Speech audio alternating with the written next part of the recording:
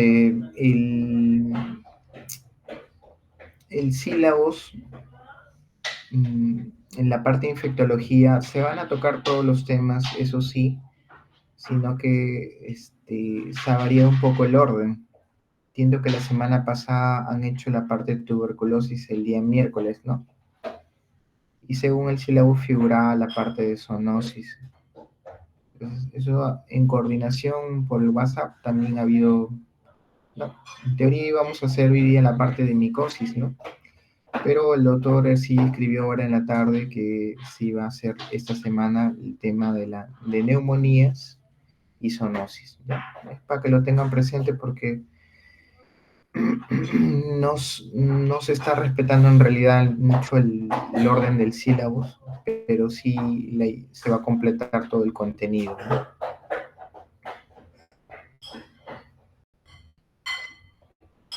Muy bien. Entonces, según indicación de hoy día en la tarde del doctor Ercilla, hoy día tocamos neumonías y el día miércoles van a ser lo que quedó de zoonosis, que era lo que correspondía a la semana pasada el miércoles, ¿no? Así va a ser esta semana. También ya mandaron el caso clínico que terminando la clase lo voy a subir al campus. ¿Ya? Muy bien, Muy bien, pueden verla cuando paso las diapositivas, por favor. A ver, Sí se ve, doctor. gracias. Muy bien, esta clase vamos a resolverlo al final, este caso clínico, a modo de hacer el refuerzo. Y esta clase corresponde a lo que es patología infecciosa a nivel respiratorio. Vamos a tratar de lo que son neumonías. Entonces, para hablar de neumonías, tenemos que considerar que es una infección respiratoria aguda que afecta a los alveolos y el árbol bronquial. Produce una inflamación de los sacos aéreos de uno o ambos pulmones. Estos pueden llenarse de líquido o pus, lo que provoca pues secreciones, ¿no? Estas tos con secreciones y por ende la parte inflamatoria, fiebre, escalofríos y dificultad respiratoria, ¿no? Entonces vean acá cómo está la arquitectura de un bronquio, un alveolo de forma normal y en el proceso de la neumonía vean que estos sacos alveolares están llenos de contenido de líquidos, ¿no? Que son cúmulos de fluidos, líquidos, material inflamatorio. Es una infección respiratoria que, como les digo, afecta a los alveolos y por ende los árboles bronquiales y los pulmones, ¿no? Hay definiciones que hay que considerar entre lo que es adquirida en la comunidad, lo que es intrahospitalaria, neumonía asociada a ventilación, neumonía aspirativa y neumonía en atención médica, ¿no? Va a depender mucho del tiempo en realidad para considerar, es más de 48 horas para considerar intrahospitalaria.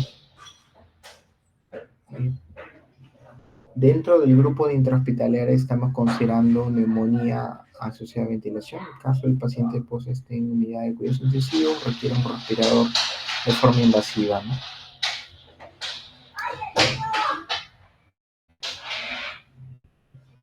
Las infecciones respiratorias, digamos, es lo más prevalente a nivel mundial, ¿no? Son 400 millones de personas en el mundo afectadas. Dentro del CDS Perú, que reporta 1,5 millones de casos de infecciones respiratorias, sobre todo en edades extremas, ¿no? Niños y ancianos son los que son más vulnerables y están dentro de las tres primeras causas principales de muerte y discapacidad en niños y adultos, ¿no? De estas, sobre todo las infecciones respiratorias bajas, ¿no? Son las que son de mayor mortalidad, ¿no? Porque las altas generalmente son cuadros más virales, vías respiratorias altas, pero ya cuando se realiza una neumonía en un niño, un anciano puede tener criterios de severidad y llevando a un cuadro de septicemia, shock séptico y por ende mayor disfunción orgánica y muerte, ¿no? Dentro de las infecciones causadas por influenza, pues con esta cantidad entre 200 y 500 mil personas, causan más del 10% de todos los años perdidos y están dentro de las 5 de las 30 causas más comunes de mortalidad, ¿no? Considerar que el EPOC, que es prácticamente la exacerbación por proceso obstructivo, es la tercera, y las infecciones respiratorias inferiores, sea neumonía, la cuarta, también a nivel neoplasias, tanto traqueales, bronquiales, también pueden ser consideradas como causas, ¿no? Hay que entender la anatomía del sistema respiratorio. Miren, ingresa a nivel de fosas nasales, mediante los orificios, las narinas. Este aire es filtrado y pasa a nivel de las vías respiratorias y llega a la tráquea y se difunde a los pulmones, ¿no? Esta es otra imagen, vean vía respiratoria alta, vía respiratoria baja, los alveolos de los bronquios.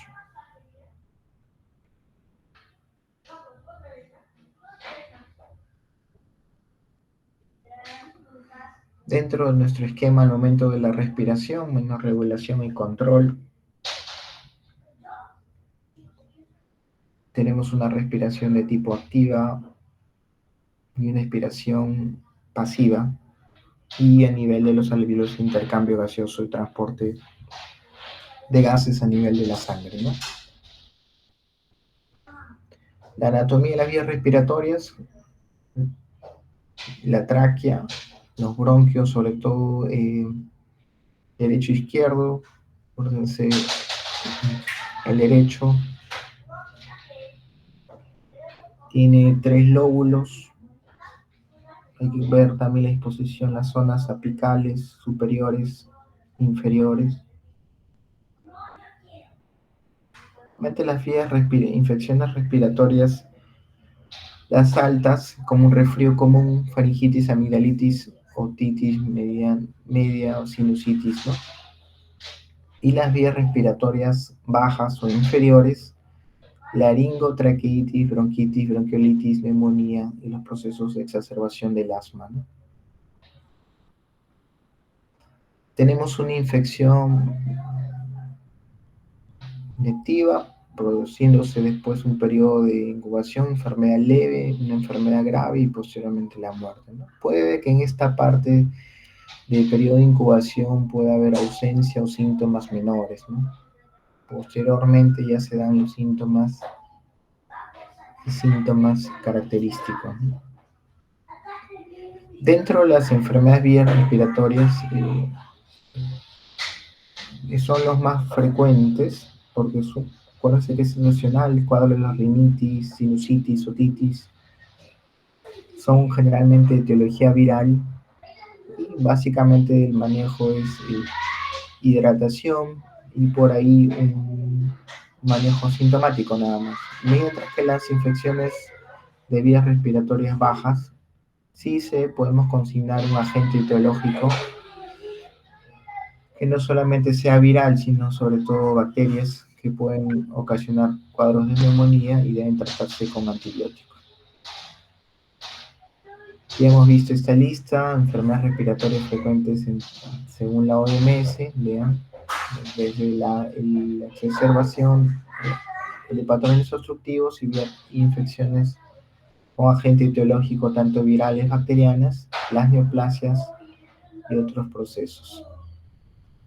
Factores de riesgo, les mencionamos edad temprana o edades extremas, niños, ancianos, el hacinamiento que puede haber, la poca ventilación, esto viene relacionado con el hacinamiento,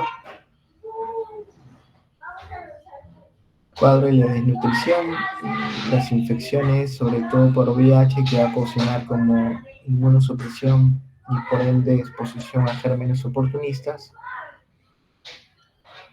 la lactancia materna, y falta de vacunas y otras condiciones que pueden exacerbar, ¿no? La gestación, la exposición de humo al tabaco también.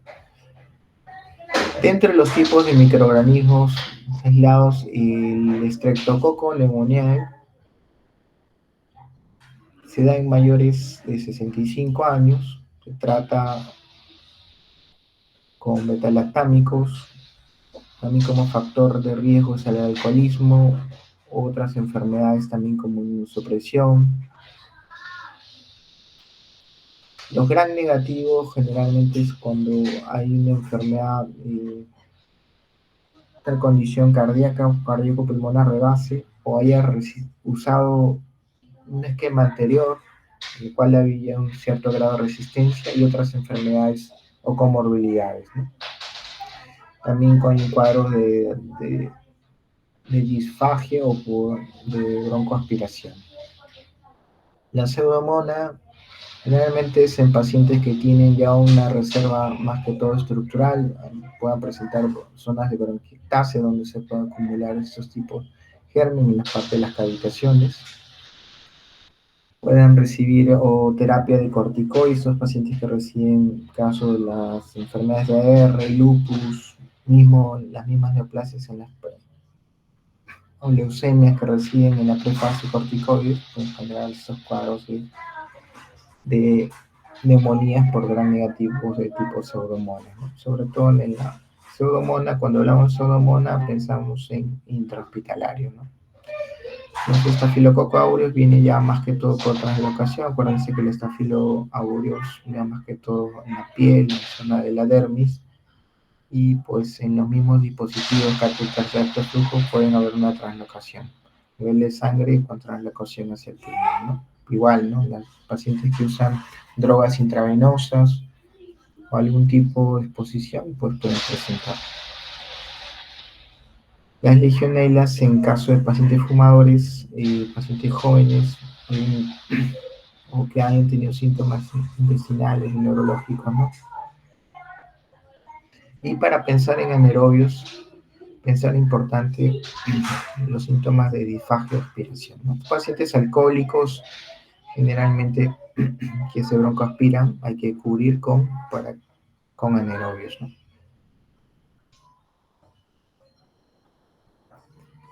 Entonces, cuando pensamos en un absceso pulmonar, pensamos sobre todo en gram positivos dentro de estos estafilococo aureus, anaerobios. Puede haber cuadros también concomitante con Mycobacterium tuberculosis, otros tipos de micobacterias, ¿no? Igual en alcoholismo pensamos en aerobios, algún tipo de gran negativo como Klebsiella cinetobacter. En aspiración, pensar en anaerobios, sobre todo de cavidad oral, y en un tipo de enterobacteria, ¿no? No olvidarse que cuando hay un daño estructural previo, en el caso de las bronquiectasias, tuberculosis, hay que pensar en estos tipos de gérmenes, sobre todo Pseudomonas, Burkholderia cepacia, que también se puede aislar, pero en menos frecuencia, ¿no? Cuando existe obstrucción a nivel endobronquial, anaerobios, dentro de estos también Streptococcus pneumoniae, Haemophilus. Cuando hay un periodo de un nivel de influenza, concomitante puede haber Streptococcus pneumoniae, Staphylo, pacientes con coqueluche, una tos persistente tosferina, Bordetella pertussis, ¿no? Nuestros mecanismos de defensa es mediante moléculas con actividad bactericida, son las mucinas que son secretadas en esos niveles, o sea, membranas, MOC1, MOC4, o a nivel de las péptidos antimicrobianos de la vía seria, que dentro de estas las defensinas, que son esos tipos de alfa defensinas, beta defensinas, teta defensinas, o las cateicidinas, histadinas, son las moléculas con actividad bactericida a nivel, pues, como la inmunidad, ¿no? Moléculas que facilitan reconocimiento de fagocitosis, la colectina, las proteínas de fase aguda, factores de complemento, proteínas de unión liposacáridos, son las que facilitan la fagocitosis.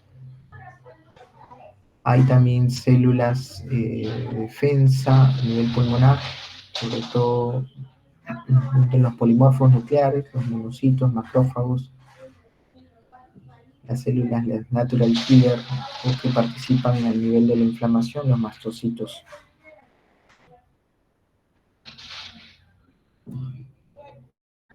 Dentro de los factores modificadores del mecanismo pulmonar, pues que van a alterar esta flora van a ser las bacterias, virus, la misma alcohol, algunos medicamentos inmunosupresores, estrés, cambios de temperatura, tabaquismo, son los que van a alterar este mecanismo pulmonar. Tenemos clasificación de las neumonías adquirida en la comunidad intrahospitalaria por la forma de adquisición, por su presentación, las típicas o atípicas. Esto se debe a la presencia del consolidado, generalmente cuando es un filtrado más alveolar, o sea, una típica es un infiltrado más intersticial, ¿no? Reticular, que son menos frecuentes, que es para asociar más a virus, gérmenes y tal. Por su presentación clínica podemos considerar que radiológica, de acuerdo a la ubicación, ¿no? Puede ser lobar, multilobar, condicionar una forma necrotizante absceso pulmonar.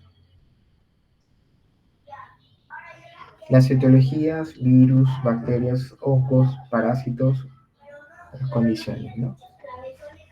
Los síntomas más comunes, tos, fiebre, la disnea y el dolor a nivel de la espalda, ¿no?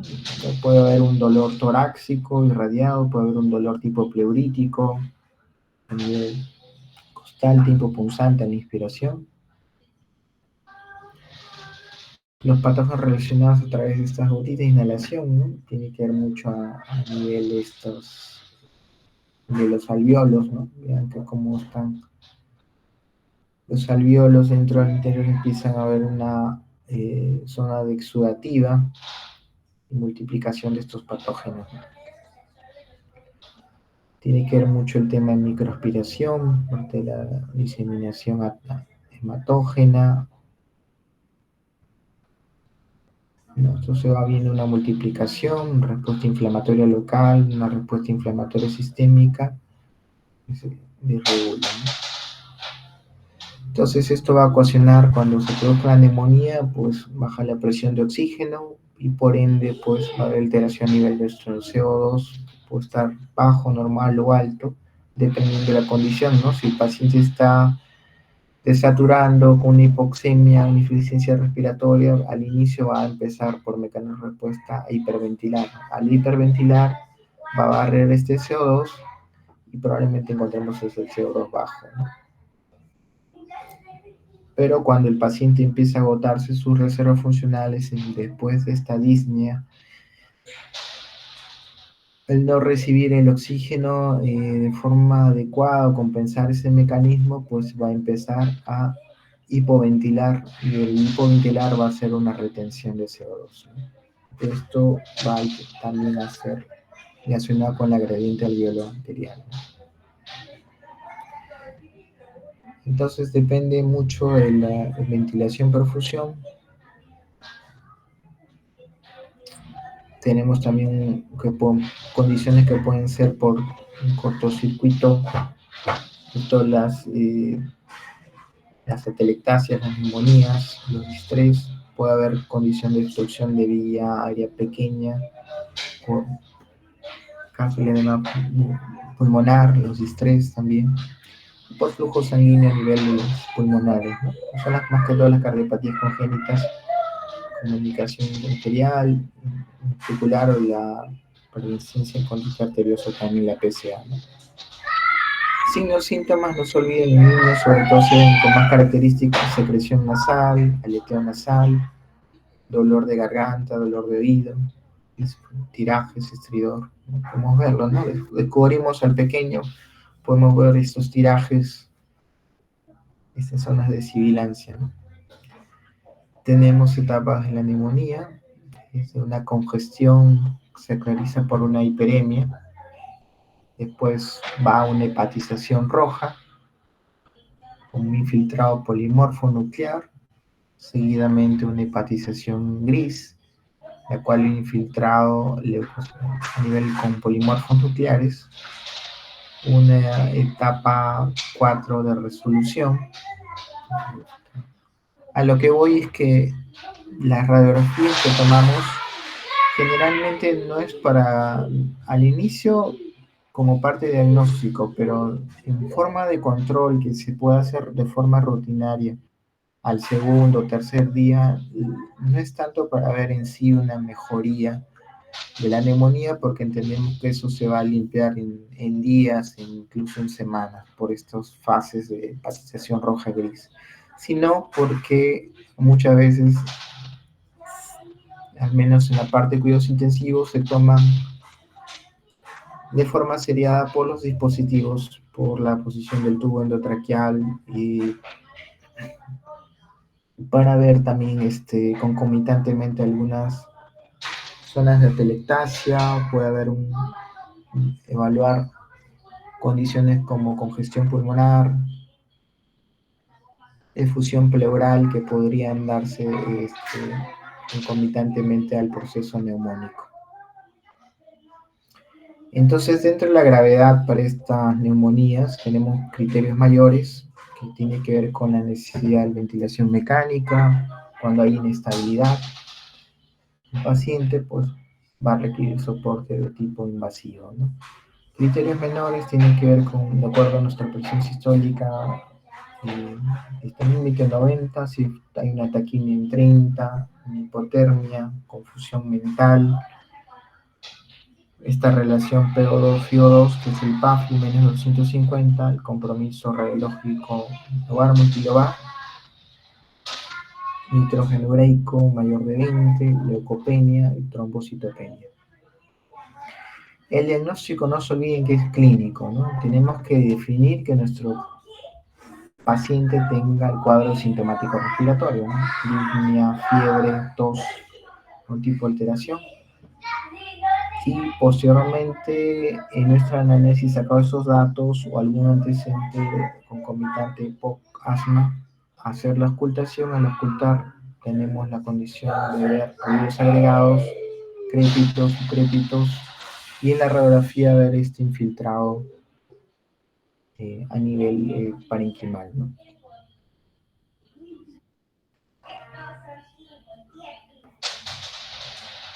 Dentro de los también parte del diagnóstico de la neumonía, hay criterios mayores o criterios menores.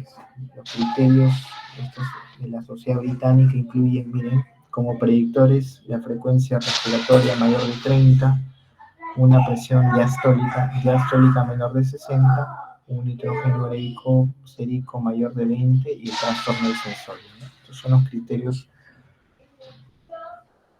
de neumonía grave para la Sociedad Británica de Tórax.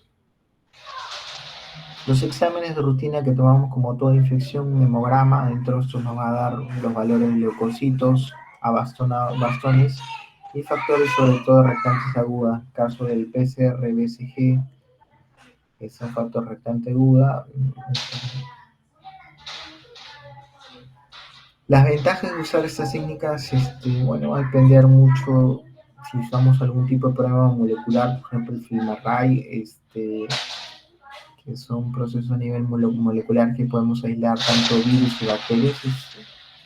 En algún caso es rápido y también es bastante sensible y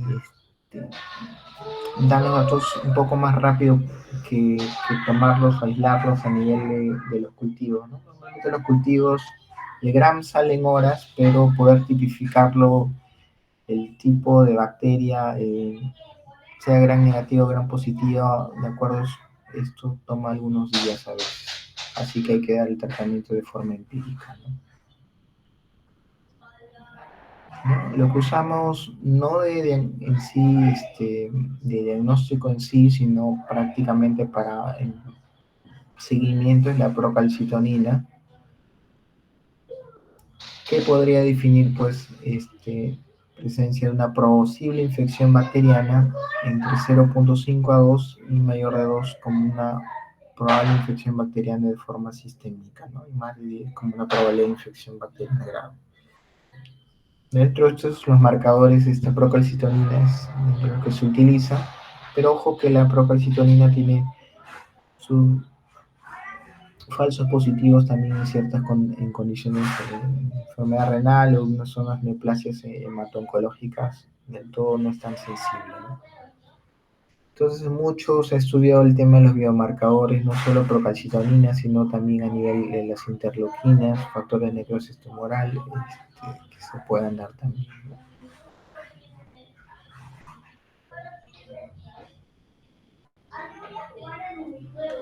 Consideramos a veces las infecciones bacterianas cuando tienen más de 10 microgramos litro.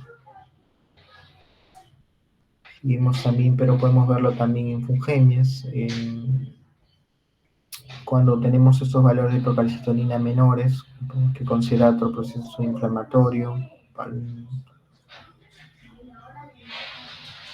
y puede haber o no aumento de este biomarcador, ¿no?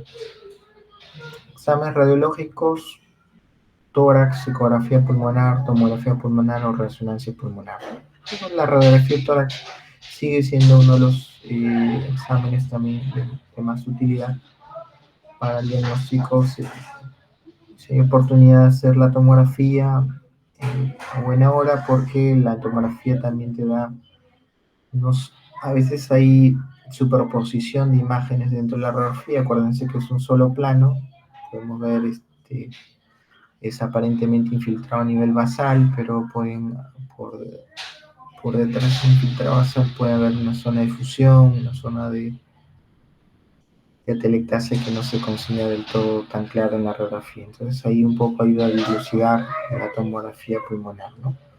Vean la radiografía, podemos ver niveles consolidados, miren a nivel apical, las zonas en la parte lateral también podemos correlacionarlo.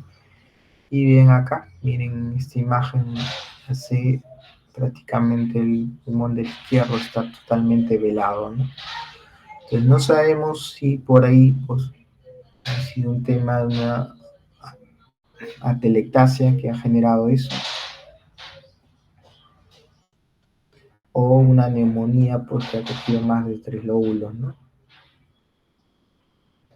La ecografía pulmonar ayuda, es una forma no invasiva, lo que determina es el deslizamiento a nivel de las pleuras y podemos definir también zonas del consolidado, ¿no? Acá el diafragma, zonas de las pleuras y el consolidado, que es el consolidado, la forma que se ve el consolidado a nivel ecográfico, ¿no? Está la zona del diafragma, el consolidado. Y la parte del líquido, ¿ven? Como ven, el líquido pleural es más anecogénico, las zonas líquidas es anecogénico y el infiltrado. Por tomografía, vean, se ven los infiltrados,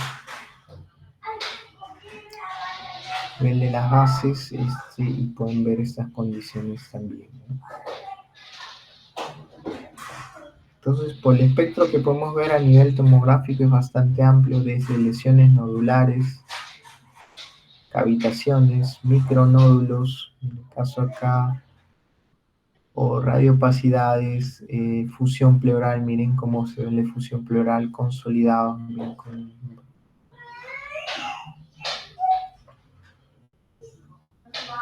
La resonancia en realidad poco es lo que se usa en realidad, la resonancia más que todo en partes blandas, pero sí en la tomografía en las válvulas. Entonces las neumonías aquí en la comunidad, a nivel sistema, da como síntoma fiebre, filtrados alveolares, a nivel de la radiografía de tórax.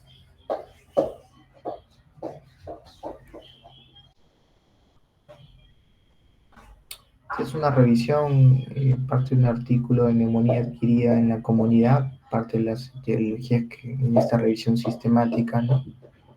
Con esta data de pacientes, 82.000, que es lo que se ha podido hallar en su mayoría, es que el neumococo es dentro de los gérmenes más frecuentes, entre un 33 a 50%.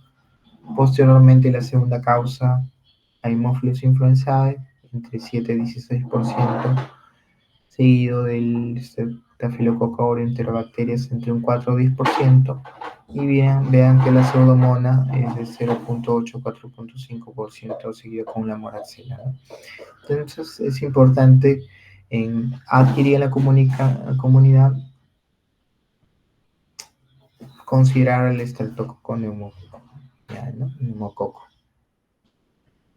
Entonces podemos ver también estas imágenes, otros tipos de compromiso radiográfico, neumonía por estafilococo.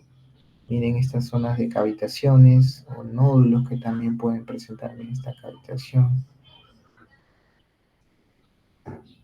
Estos criterios de CURP 65 es bastante práctico, se aplica dentro de la parte intrahospitalaria, ¿no? Trastorno de sensorio, hidrogenado, un nitrógeno ureico mayor 7 milimoles o 20 miligramos de decilitro. Acuérdense la unidad, depende si está en milimoles o en miligramos de decilitro. La taquipnia, la presión sistólica menos de 90 y la edad más de 65, ¿no? Ojo en eso. CUR 65, edad más de 65 son criterios de gravedad de la neumonía, ¿no? Y de acuerdo a esto nos va a dar un score, y esto vamos a considerar si lo podemos manejar de forma ambulatoria en el hospital o en la UCI, ¿no? De acuerdo a los criterios que encontremos. Este es el espectro de las neumonías, sobre todo virales. Hemos visto rozamiento a nivel intersticial que se produce, o radiodiposidades reticulares, forma periliar que se pueden presentar, ¿no? Dentro de esto, bueno, el coronavirus que se presentó, daño a nivel pulmonar, otras condiciones, dentro del SARS-CoV-2 también. Sobre todo la distribución es periférica, ¿no? Eso es lo que veíamos en la tomografía y radiografía ante el COVID, ¿no? Veíamos que estas lesiones consolidados eran más periféricas. Estos infiltrados, vidrios ilustrados, son más periféricos, ¿no? Vean estas zonas distribuidas en el SARS-CoV-2, consolidados básicamente a nivel periférico, vean, ¿no? Periférico. Las neumonías por hongos también podemos dar por neumocistosis, caso de neumonías giroesia, aspergilosis, cándida, histoplasmosis, criptococo, presentarte con todo su espectro, ¿no?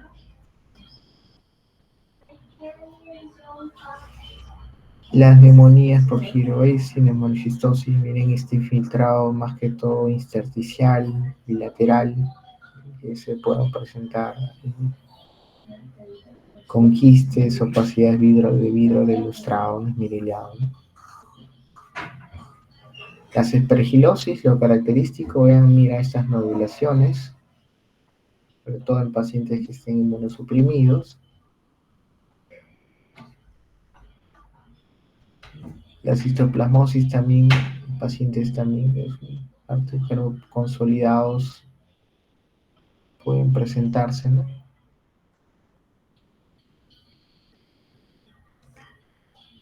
Entra el Mycobacterium en tuberculosis, que hemos trabajado en la clase de la semana pasada, han visto la tuberculosis, el espectro que pueden ser estas zonas, sobre todo árboles en brote que se pueden presentar en el nivel de los lóbulos, o esos nódulos centrolobulares pueden presentarse en los pacientes con tuberculosis, ¿no?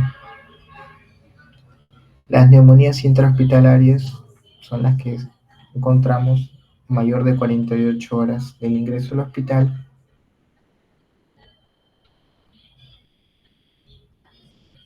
que pueden ser tanto por gram positivos o gram negativos, ¿no? Dentro de las neumonías intrahospitalarias, la neumonía asociada a ventilador mecánico Este es un artículo de neumonía asociada a ventilador mecánico.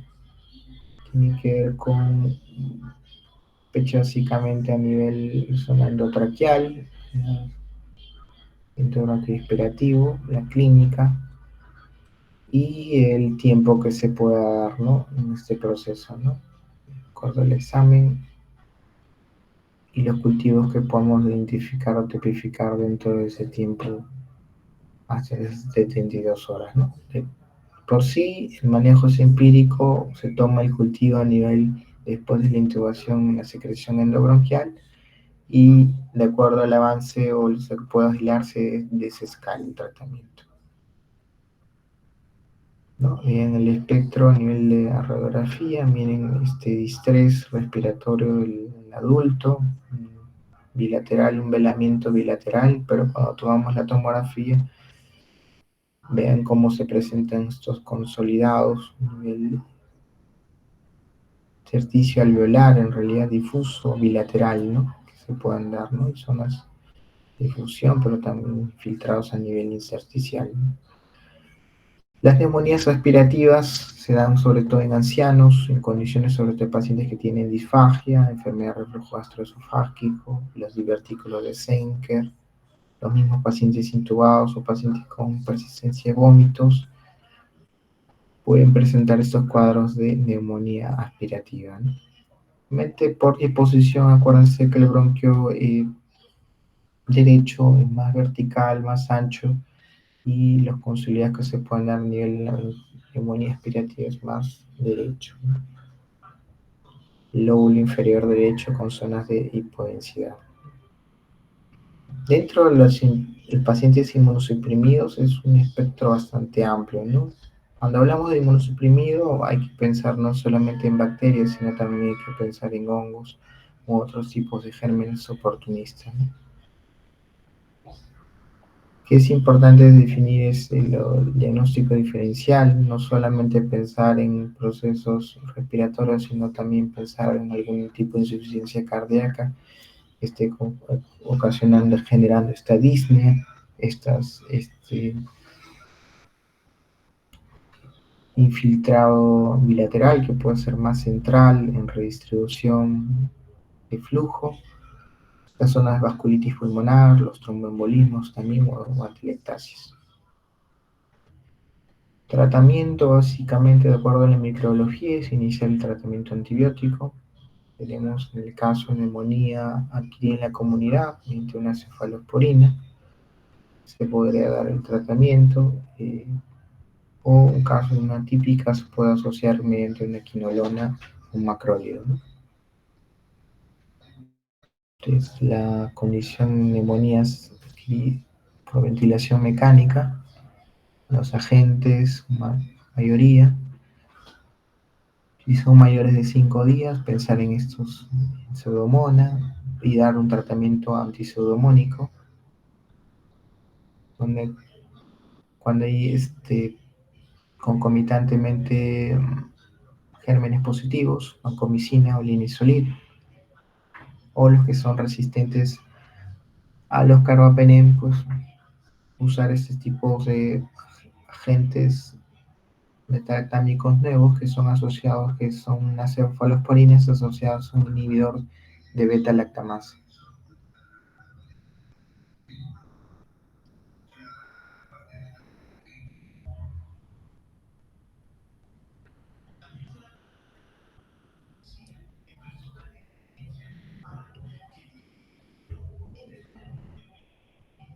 ¿Qué criterios tenemos que considerar para la referencia, contra referencia, sobre todo cuando nosotros nos encontramos en un centro de atención primaria, ¿no? Una posta, básicamente ver clínicamente si hay una cianosis, si tenemos pacientes en edades vulnerables, lactantes menores de 6 meses, puedan presentar un cuadro, podemos ver un quejido, una desaturación, o que pues no hayan fracasado el tratamiento de forma ambulatoria, ¿no? Bien, se le da una medicación, regresa las horas o días muchas veces con con una enfermedad más severa, ¿no?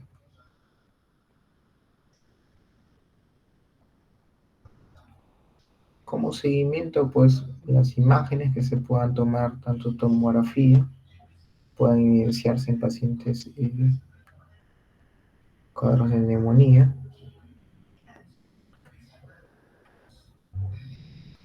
¿En qué forma podemos interrumpir el tratamiento antibiótico?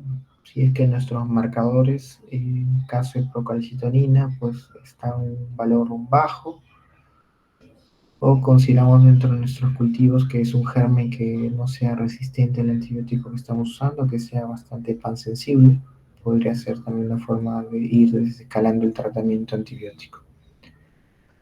La prevención, no se olviden, importante la higiene de manos, sobre todo la ventilación, no fumar, mantener una actividad física, todo el uso de mascarillas. Dentro de las vacunas, sobre todo en los pacientes inmunocompetentes, sobre todo en las edades extremas menores de un año, ¿no? Entre los esquemas, ¿no? Que se da. Los 65 años o más, se da también estas vacunas para neumococo, ¿no? Menos de un año en parte del esquema del calendario de vacunación, ¿no?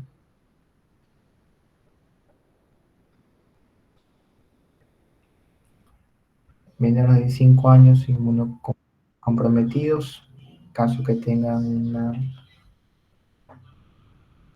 esplenectomía, o sea, a nivel de no cuenten con vaso de forma funcional o anatómica, algún tipo de neoplasia, algún trasplante de órganos sólidos, estén usando corticoterapia de forma prolongada, alguna condición crónica que pueda generar algún tipo de exacerbación como asma, zona de fibrosis quística.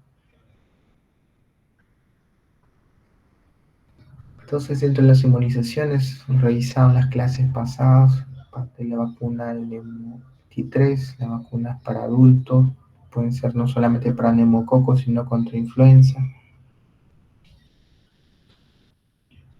y también por las SARS-CoV-2, ¿no? Entonces, volviendo, vamos a retornar nuestro, a la parte de la introducción. Vamos a leer este caso clínico.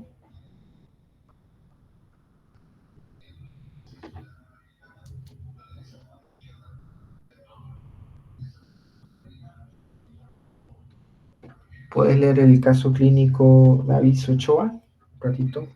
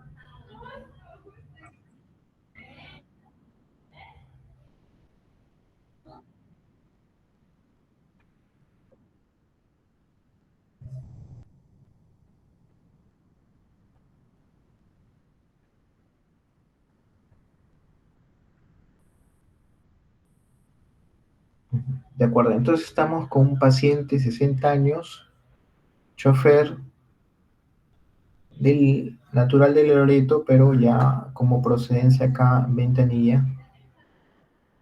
Pero los antecedentes acá, importante considerar que es alcohólico, tabaquismo, diabetes, que es una condición también importante dentro de nuestra anamnesis. Completó sus vacunas para el COVID 2 dosis y miren la historia de enfermedad. 7 días de evolución de fiebre, tos, dolor torácico a nivel de región basal derecha. Entonces, estamos en un paciente que estamos dentro de un sintomático respiratorio y cómo nos llega el paciente, la presión aparentemente estable, pero ya con esta frecuencia respiratoria 28, ¿no? El paciente está con disnea, cierta disnea, y esto se correlaciona con la frecuencia cardíaca, no se olviden. Paciente que está con fiebre va a presentar taquicardia, va a presentar taquipnea, y también, de acuerdo al foco, presentaron una desaturación, ¿no? Entonces el paciente está polimneico, no está cenótico, está polimneico y dentro de, vemos las mucosas producto de la fiebre están secas, la orofaringe congestiva. Dentro de lo positivo el examen del tórax, vamos a encontrar crépitos basales a predominio del hemitórax derecho. No encontramos otro signo a nivel de cardiovascular o abdomen, ¿no? Vamos a encontrar un frote pericárdico, el abdomen también está peritoneal, y esos son los síntomas que vemos en nuestro paciente, ¿no? Entonces, ¿qué es lo más probable que consideramos en este caso clínico, no? ¿Qué diagnósticos diferenciales podríamos plantear en este caso clínico aplicando eh, aplicándolo?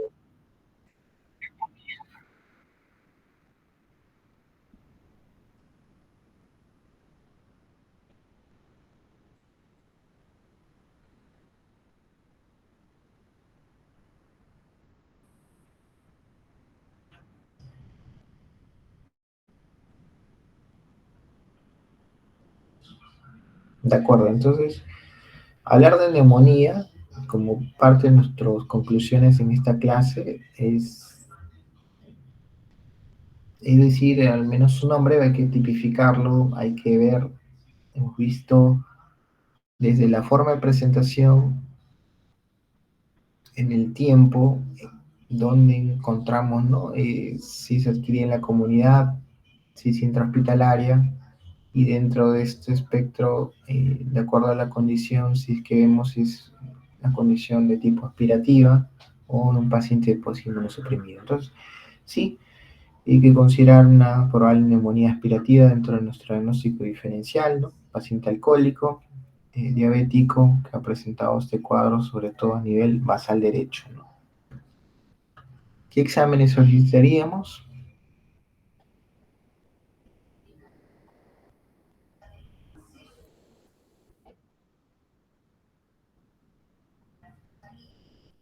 Así es, necesitamos ver el hemograma, ver el grado de leucocitosis, la gasometría definir una insuficiencia respiratoria y en la radiografía definir un consolidado, un infiltrado característico típico, ¿no? El tratamiento va a depender de acuerdo a la condición, de acuerdo a nuestros valores de función renal, función hepática para ajustar el antibiótico, de acuerdo a su metabolismo, el antibiótico si es hepático o renal, ¿no? Entonces, en nuestro hemograma hemos encontrado 4.200 de leucocitos, pero miren, ha bastonado 5%. Tenemos procalcitonina en 0,1 con un BK negativo, importante considerarlo, VIH positivo. La radiografía de tórax, vemos impresiona un consolidado a nivel más que todo derecho. Esto se correlaciona a nivel, miren, estas zonas nodulares, periféricas, infiltrado a nivel, sobre todo periférico, vean acá, a las zonas periféricas de tanto pulmón derecho, ¿no? Se le tomó un test de influenza positivo, se le inició tratamiento celtamivir, 75 miligramos cada 12 horas por 7 días, y parte del manejo de la temperatura como antiinflamatorio, antipirético, paracetamol y la hidratación. No se olviden la hidratación, importantísimo dentro de los pacientes con infecciones respiratorias, tanto bajas o altas, ¿no? La hidratación. Mientras más líquido se tome, va a ayudar a la movilización de las secreciones, ¿ya? Esto va a ayudar. Entonces es importante dentro de la neumonía, sobre todo de nuestra anamnesis, saber qué factores de riesgo pueden condicionar uno u otro aspecto de la neumonía, ¿no? Formas de transmisión y el tratamiento que realizamos.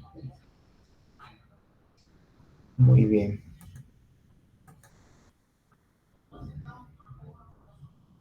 Vamos a pasar a la asistencia.